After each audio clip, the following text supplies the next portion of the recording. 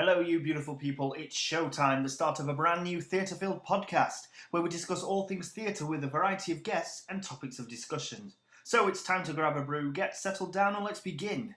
It's Showtime.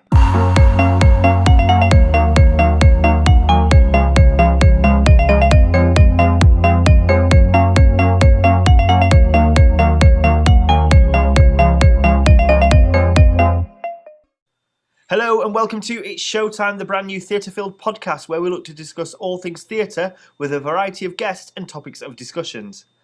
Our guest this week is a Rotherham-based performer. He's previously starred as a pantomime dame and is currently a member of Manor Operatic Society in Sheffield.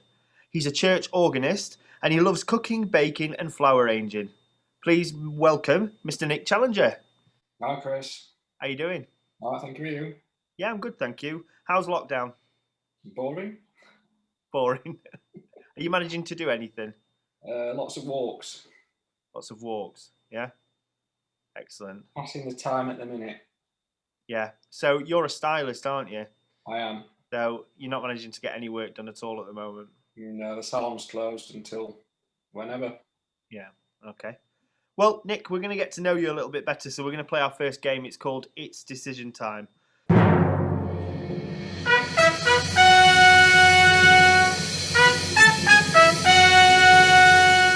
It's decision time. So how It's Decision Time is going to work, I'm going to give you 15 questions. They are A or B answers. You just have to tell me which one you prefer. Are you ready? Okay. Chocolate or cheese? Chocolate. Cheesecake or Victoria sponge? Victoria sponge. Ice cream or custard? Custard. Custard cream or chocolate bourbon? Custard cream. Wine or gin? Wine. Sunbathing or walking in the snow? Sunbathing. Seaside or countryside? Countryside. Dogs or cats? Dogs. Early bird or night owl? Night owl. Giving or receiving gifts? Giving. Red or blue? Blue. Savoury or sweet? Savoury. Tea or coffee? Tea. Sunday lunch or Friday night takeaway? Sunday lunch. Pepsi Max or Coca-Cola? Coca-Cola. Okay.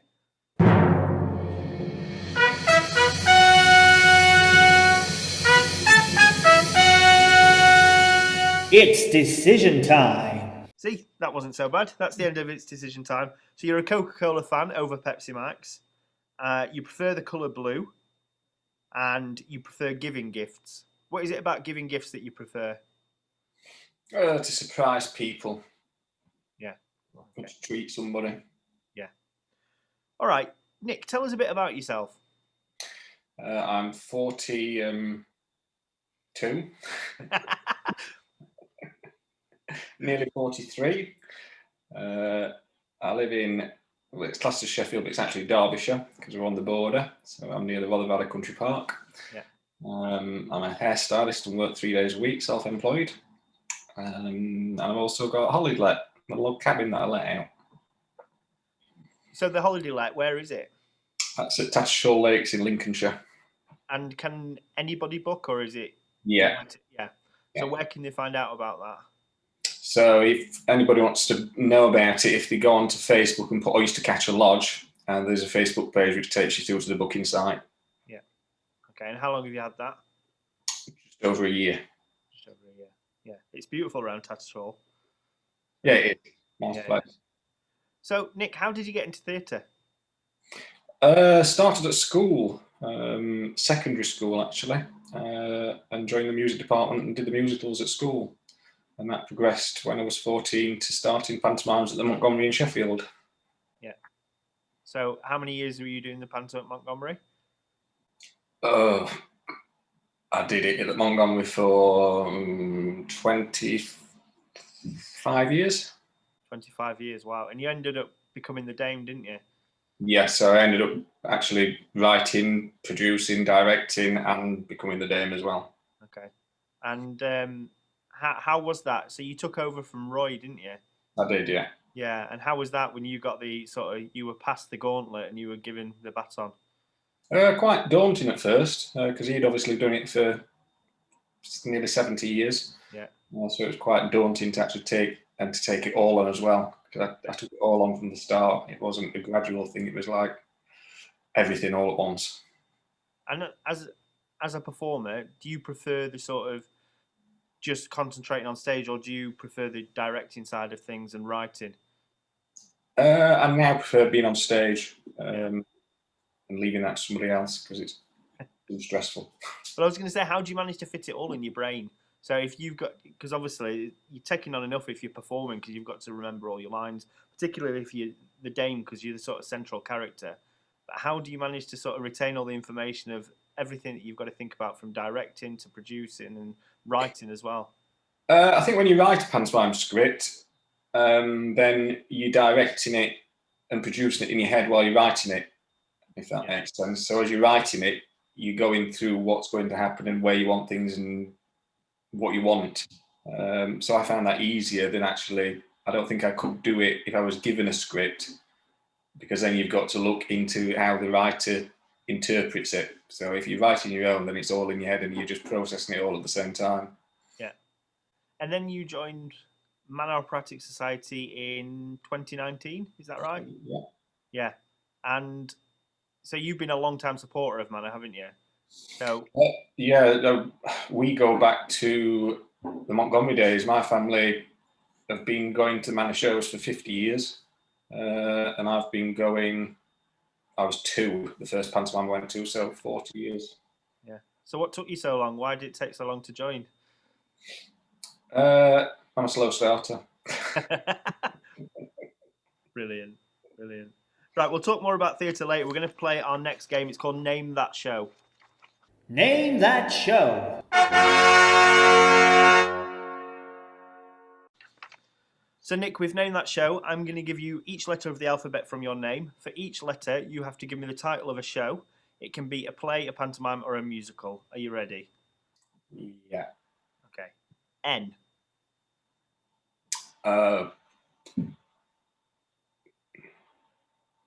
N. Don't know. I. They're getting worse. I. Pass. C. Chess. K. Kinky boots. C. Cinderella. H.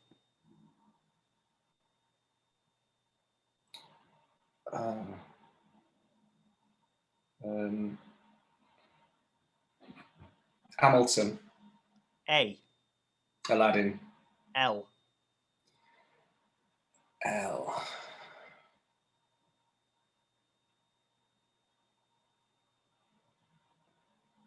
Pass. L. This is going well, isn't it? Yeah. Lion King. E.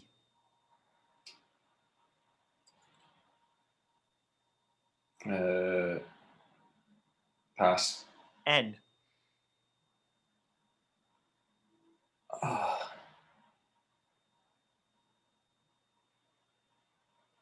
Pass. G.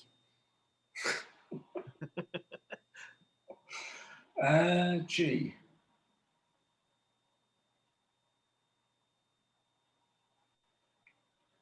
Pass. I'm brain dead. E.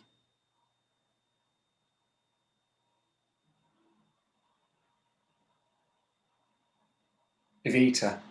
R. Robin Hood. Name that show. Okay, that's fine. So let's go over a couple of the answers. So N, you could have had Newsies or Never Forget the Take That musical. They're two that spring to mind. I, Into the Woods. Of course. Yeah. Another one you passed on, G, you could have had Ghost or Grease. Oh, yeah. Yeah. And These ones. yeah. So, and then R, I think you passed on as well, didn't you? Yeah. Yeah. You could have had Rent or Ragtime or Rags. Yeah. A couple there. Yeah. Okay, Nick, I want to get to know a bit more about what you've done on stage. So, is there a part that sticks out in your mind as your sort of proudest moment? I've liked all parts I've done. I think the proudest moment was probably when I did my first pantomime with Manor, because I'd actually had a break from theatre due to illness. Yeah. So there was a time when I didn't think I'd actually get back to performing. To get back performing, then that was probably the best moment. Yeah. So you were the Sultan of Morocco. I was. Yeah. That was great. Do you want to give us an impression of your favourite line? Oh, goody, goody, goody. I'll never forget that. I bet you're sick of saying it, aren't you? Yeah. Yeah.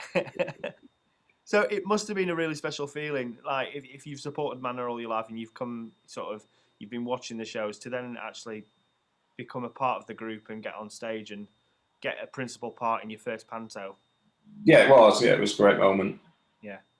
And talking about venues, is there a venue that sticks out in your head as the best venue that you performed at? It doesn't necessarily have to be the biggest. Is it the City Hall or is it any other venue? The City Hall locally. I think the most terrifying venue I've ever done was the Spa in Bridlington.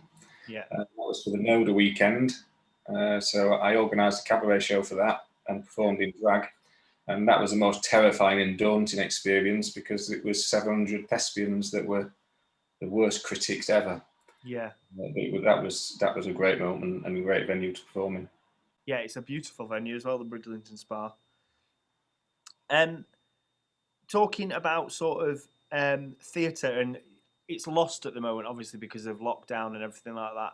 When do you think theatre will return? And when it returns, do you think it's going to return in its full format, or do you think it's going to take a while? I'm hoping by the summer that theatres are back open. People are desperate to get back. Whether it returns to how it was is another matter, and who knows in the West End what musicals are going to survive it. I mean, that's the worst case thing about it, you know. Yeah. Do you think you'll almost appreciate it more, sort of the rehearsal period? Because everyone involved in amateur theatre, you have times where you think rehearsals, they're a drag tonight, Sunday night, I'm knackered, I've got work in the morning. Do you think we'll appreciate it more when we get back? Yeah, I think when we get back we will, and we'll appreciate people more as well, because people don't understand now amateur theatre is a social thing as well. It's not just a performance, the social side to it as well. Yeah. So with all your performing and your work as a stylist, you also managed to fit in being an organist for church. How did you get into that? I started playing the organ and piano when I was 5, and I got into being a church organist because the local church organist had a sudden stroke, and they contacted me to see if I would take over on a temporary basis. That ended up not being a temporary basis. Still doing it now. So I don't do it as often now. I do special services and the occasional funerals and weddings. Yeah. I don't. It's not a regular thing because it just takes up all your Sunday, really. Yeah. You also talked about flower arranging as well. So how did you get into that? Again, through the local church. And again, I don't do that regular. That's more for weddings and special services that they asked me to do one for. Yeah. You're literally a jack of all trades, aren't you? Master of none. Brilliant. Right, it's time for the next game. It's called Who is the Clue? Who is the clue?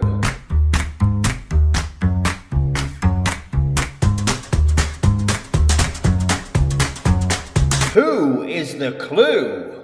So with Who is the Clue, Nick, I'm going to give you clues and you have to work out who the 3 actors or actresses are. Are you ready? Okay. Okay, number 1. He was born in Glasgow in 1967. He then moved to Illinois. He has played Raoul in Phantom and Chris in Miss Saigon and has also starred in Doctor Who and Torchwood. John Barrowman. Correct. Okay, number 2. She's an English actress and singer. She's played Roxy Hart in the West End and Broadway, and other roles include Fantine in Les Mis and Mrs. Wilkinson in Billy Elliot. Pass. Okay, number 3. He's a British actor and comedian. He was once married to Colleen Nolan, and he was Danny in the 1993 revival of Grease. Shane Ritchie. Correct. Yeah. Who is the clue?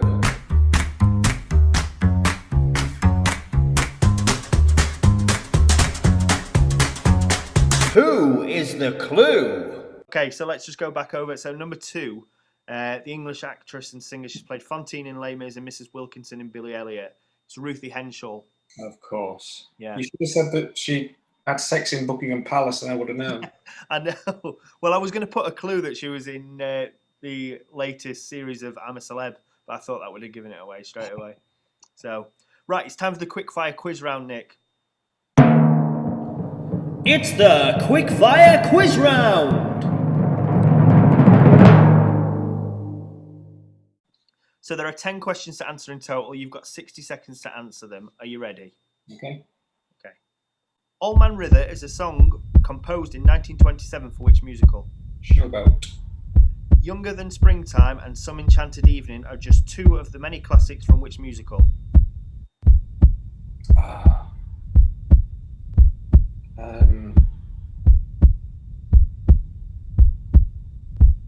I'm going to kick myself because I know this one. What is the opening song in the musical Cabaret? Welcome. Cabaret. Anne Hathaway sang I Dreamed a Dream in the film version of which musical? Lemmies. Getting to Know You is one of the best known songs from which musical? King and I. Springtime for Hitler is a fictional musical from which film by Mel Brooks? Producers. Jersey Boys charts the story of which 60s rock and roll band? Pass. Which musical is based on the 1992 film of the same name which starred and featured songs by Whitney Houston?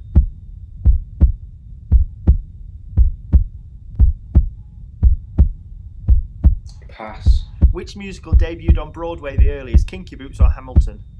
Kinky Boots. Who originated the role of Evan in Dear Evan Hansen? No idea. Okay.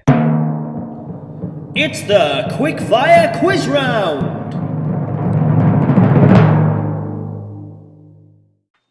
That's the end of that round. So just going over a couple of the answers that you missed. So Younger Than Springtime and Some Enchanted Evening is South Pacific. Of course. Yeah. You said Welcome, which is the English for the opening song in Cabaret. It's Willkommen. Yes. Yeah. What else did you pass on? Yeah, so Jersey Boys charts the story of which 60s rock and roll band? It's the Four Seasons. Cool. So you didn't do bad. You got 7 out of 10 there. That's not bad. Right, Nick, I want to discuss your pre-podcast questionnaire. So I've asked everyone to fill out a questionnaire beforehand, and I wanted to go on some of your answers. So, a crazy but true fact about you. You like cheese and biscuits with jam. Yeah, it's a deal changer. What's that about? Did you accidentally use the wrong knife when you were buttering the butter on your cracker one day or something? Don't know. It came around when I was a kid. It's like a double decker. So you have one cracker, cheese, another cracker, then jam, and then another cracker. Yeah. Another question I asked you was, in 150 years, if science fails to save us and all that's left is a book about your life, what would the title be and what would be the blurb that tells us about the book? So you put the title, I Am What I Am. Yeah. What would the blurb be? Because you didn't fill that bit in, but I'm going to put you on the spot. Thanks for that. I've always done what I wanted to in life. I am what I am. If people don't like me, then that's up to them. I do what I want when I want to do it. And it would be I am what I am because it's originally by Shirley Bassey. I'm a bit of a Shirley Bassey fan. Yeah. Also comes from La Cage aux Folles, which is one of my favourite musicals. Yeah. Another question, would you describe yourself as an extrovert or an introvert? You put both. So you're a bit of both. Yeah. If I'm on stage, I'm an extrovert because I'm behind a character. Yeah. But put me on stage as myself and I'd probably just wither and be a bubbling wreck. And if you could perform or direct in any venue in the world that you haven't already done so, where would it be? And you've put the London Palladium and you've put either as the Dame or in drag. Yeah, I think the Palladium's everybody's dream to go on that stage and perform. Yeah. On the iconic stage of the Palladium. Absolutely. I just wanted to draw on the fact that you've played a Dame before. So what what sort of inspiration do you take as a dame? Is it something that you create yourself, or do you take inspiration from any sort of previous dame? I think as a child, when you grow up watching pantomime, there was two dames that inspired me really, and one was Roy, who I took over from, and the other was, of course, Brian Platts, because they were the two pantomimes that I was brought up with. So I think you intermingle both those and then put your own inspiration into it as well. Yeah, and when you're the dame, are you someone that sticks to the script? Like, well, I suppose it helps you being the writer, but if you were using someone else's script, would you stick to that, or do you like to put your own sort of stamp on it?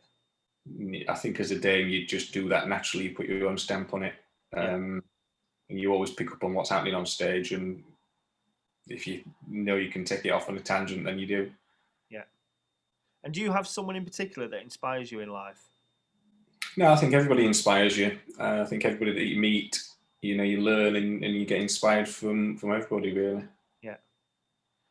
I'm going to put you on the spot again. So if there was any advice that you wish you could tell your younger self, knowing what you know now, what would it be and why?